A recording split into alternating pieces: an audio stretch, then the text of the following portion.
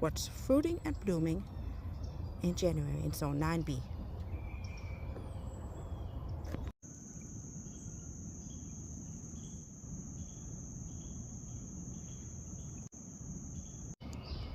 It is the last week of January and spring has arrived in Florida. The blueberries are blooming. We have the Climax blueberry. Let's go see if we can find more. The Tiff Blue blueberry is coming along beautifully. The native blueberries are budding and are in bloom. Before we move on, please consider helping the Untitled Chapter family farm grow by liking this video and subscribing. When you help our channel grow, you also help us get closer to reaching our dreams of expanding the Untitled Chapter family farm. And if you watch the end of this video, we will show you a few of the things that are producing fruit in our fruit forest here in January, which honestly it's not much, but we have a few things. This year I'm on a mission to keep track of everything that goes in the food forest and in our gardens so that we are ready for the expansion of the Untitled Chapter family farm. So I'm writing down what blooms at what time of the year, what date they start blooming, what date the plants start giving fruit. That way I can keep track of everything and I can understand which plants need more pollinators, thereby more flowering plants about them at what time of the year, what fruit trees need more cross-pollination, which means I need to get more varieties, and exactly what time of the year I need these new fruit trees to bloom as well. I got these notebooks for $1.25 each at Dollar Tree. I use one to keep track of the blooming schedule and one to keep track of the fruiting schedule. Our two red plums that were blooming in December are still blooming in January, but the blooms have multiplied. They are just everywhere. This is one of them. See if we can find the other one. Okay, beautiful blooms everywhere. So many blooms. The salvia is still blooming and bringing in pollinators, which is good. And it is right below our plum trees, which helps with pollination.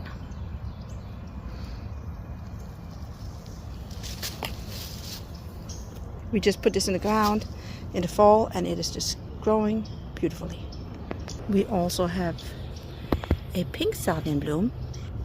We've come to depend on these salvias to bloom and bring in pollinators almost all year round, and this one just stopped blooming a little bit in December and now it's back up again. I am not sure what this is, some sort of weed, but I am letting it flower because it's making the pollinators very happy. The Teardrop Hibiscus is one of those other ones that we can count on to bloom almost all year round, and it is blooming beautifully. We have it all over food forests and our gardens. Our Red Cannas are still blooming, which is a good thing because we do have one hummingbird and this one is one of its favorite flowers. African blue basil is still blooming and we've been eating from it all winter long. The Snowrose is still blooming. It has continued to bloom all winter. Look at all these new buds.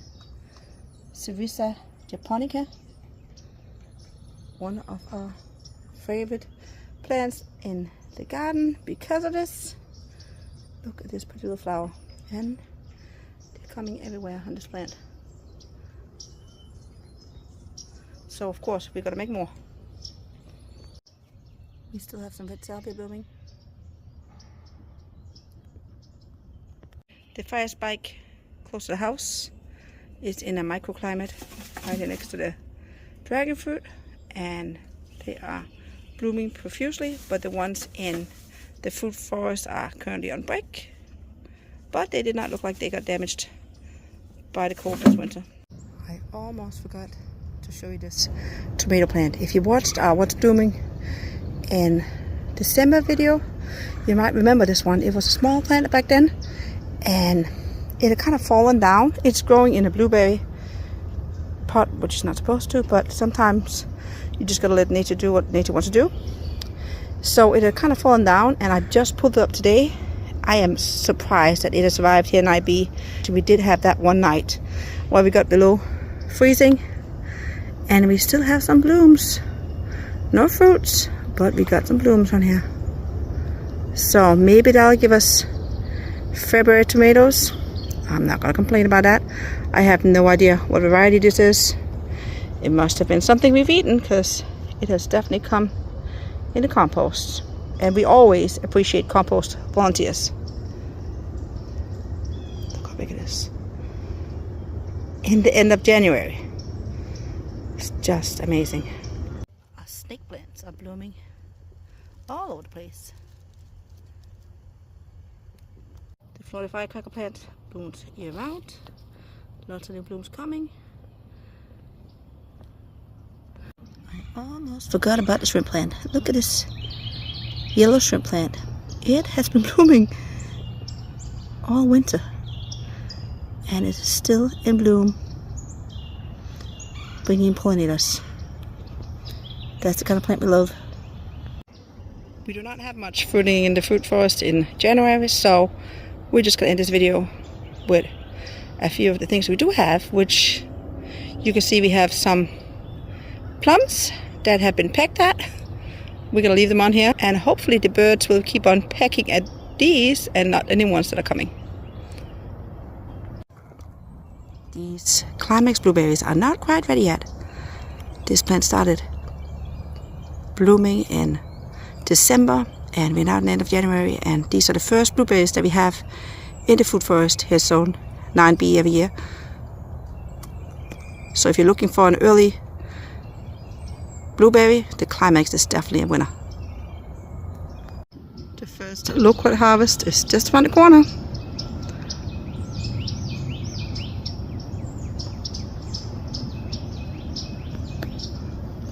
So I'm still hanging on after the winter. Usually we don't consider ourselves safe from a freeze up here in Northeast Florida until Valentine's Day, but I have looked at the forecast, and 10 days out it looks very warm, so I am confident that spring has arrived in our part of Northeast Florida this year. We still have mulberries. I think it's time to pick the last tangerines in this Murcott Tangerine. Let's see if I can get it. As you can see, we have it growing underneath a huge oak tree. Let's see if I can grab it. It's stuck on there. Real good. I might need 2 hands for that. Beautiful tangerines hanging on in January, but we are going to pick all of them and let this tree use all of its energy to produce flowers for the next season. The scent from this tangerine is just incredible. If only you could smell it through the screen. Musa Cavendish banana hand is not looking good. In fact, I'm about to cut it down and feed it to the chicken. That's what happens when they fruit so late in the year, and this specific variety has a tendency of doing that. So it never really fully developed, so it's going to become chicken food, but hey, we'll take that too. We do have some red chili peppers. In fact, I just picked one that I'm going to bring home to cook Indian food this week. I might just actually pick both of them. My family likes our food spicy, especially our Jamaican curries and Indian food, so let's see if we can find some habanero peppers too. I see some green peppers in here too. I better lift that up the ground. Oh, here's another green pepper. Look at that. Yeah, we got more coming. We have a small habanero pepper left on this plant, It has been giving us so many habaneros over the winter, and hubby has been picking them for his spicy dishes. It's a little bit too spicy for me. I'll take the Tillies. He gets these together with the boys, and even our daughter likes spicy food. I'll take spicy, but the milder kind of spicy. We have our first Florida goji berry ever. This plant is 4 years old, and it is finally fruiting. I thought something was wrong with it. We have 1, 2. Can you see it? Where's it hiding? I'm trying to find it. They're tiny, but they're there. 2 little fruits on a Florida goji. I think it's called Christmas berry. Now we know why. Oh, there's a little green one up there too. So exciting. It is called Lycium Carolinianum. Yay! You guys saw it first. We got berries on a Florida goji. If you enjoyed this video, please support the Untitled Family Farm by hitting that like button and subscribing. Thank you for watching, and thank you for making the world a little greener. What's fruiting and blooming in January in Zone 9B?